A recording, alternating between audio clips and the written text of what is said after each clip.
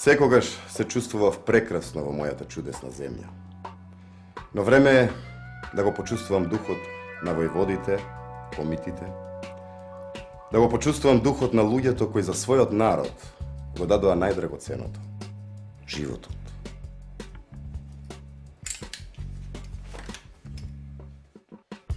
Крушево. Колку е убаво распослано во планинските пазови. Да, но само до пред 100 и нешто години не си можел вака цело да го видиш затоа што било десетина пати поголемо. Мртели слобода! За Македонија!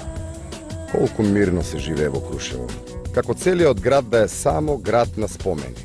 Спомени за Питу, за Карев, за сите бестрашни војни, сега за нашиот Тоше. Мислата ми отиде кон војводата Христо Узунов, последниот војвода кој се самоубива заедно со сите од четата. Ги прашав луѓето за него. Ми кажаа дека загинал тука блиску, но не во Крушево, туку отаде во Цер, а дотаму ќе стигнеш по стариот пат. Еве по овие патеки, низ овие шуми каде што сега јас ве водам, врвеле четите.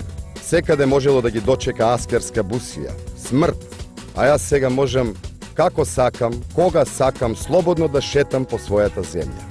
Цер ќе да е надолу. Ете сега се ми е јасно. Овие едноставни луѓе ми ја открија чистата суштина. Зошто се самоубил војводата Христо Узунов и неговите комити? Овде во Цер.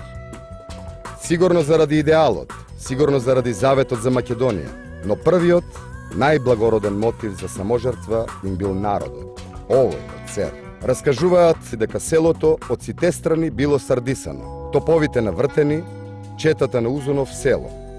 Ги гледам околните стрмнини и се прашувам нели можеле низ оган да се пробија до првата корија, до најблиската планина. Харно ама, селаните ќе останеле и ќе биле жестоко казнети.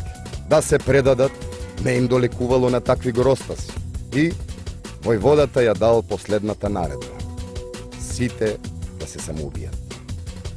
Ете зашто е чудесна мојата Македонија.